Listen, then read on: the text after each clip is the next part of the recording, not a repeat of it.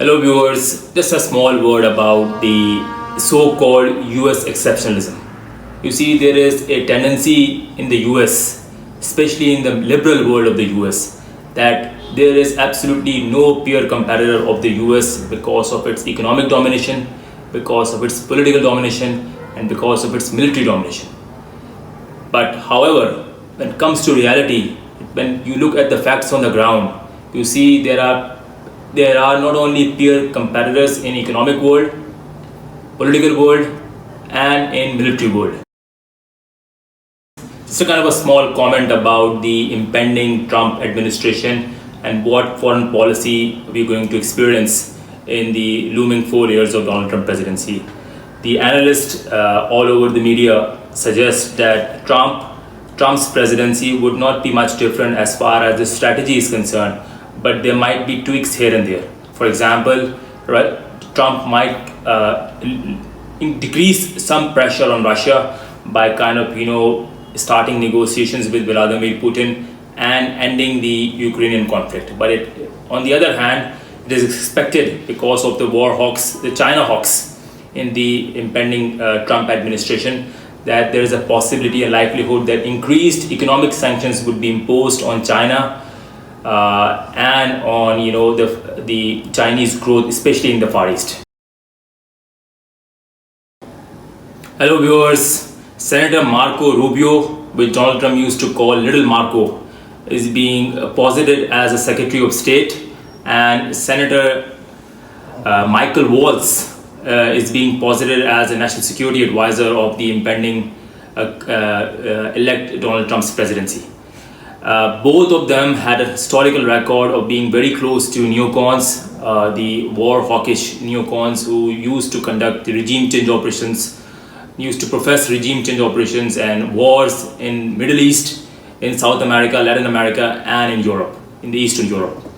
I'm afraid it looks as if they are now posturing themselves as more Trumpian than neocons, but this is kind of a very dodgy choice of Donald Trump. It looks as if he is still unshaky about his current policy choices. Hello viewers. Just a small comment about the international conference which is taking place in Russia, Sochi, and the 4 hours continuous discussion of Vladimir Putin. Vladimir Putin not only congratulated Donald Trump for his victory in the US elections, but he also kind of praised Donald Trump for his manly reaction after the failed assassination attempt.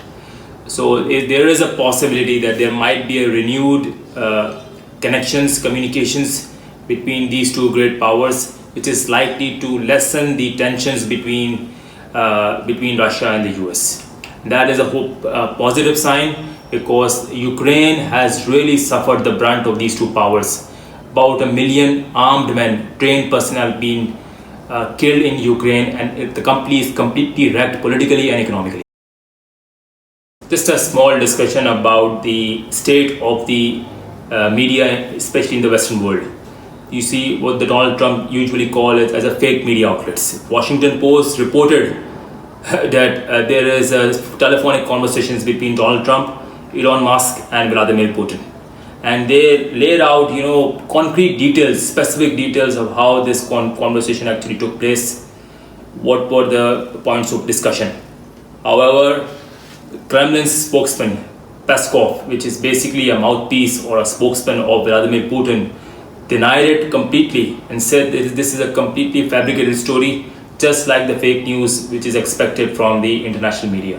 So the death of media, especially the Western media, is all to see. Evidence is now emerging all over the international media. RT is reporting that there are deep links and connections between the Islamic militants which are now fighting in Syria, in Idlib province, against Russia and Syrian forces, the legitimate government of Syria, and these same militants which were trained or are trained by the Western intelligence agencies, Ukrainian agencies, are then being used to as a kind of infantry divisions in Russia. close knitted links where training being provided to these militant groups, formerly known as either Al-QAEDA or Nasra. All these groups basically have a very close relationship with Western intelligence agencies and Ukraine.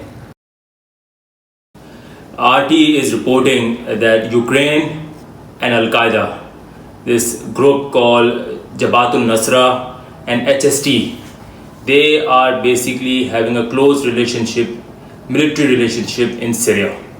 Ukrainian instructors, members of the Ukrainian intelligence agencies are working in Syria to train these Syrian rebels, these so-called Islamic militants.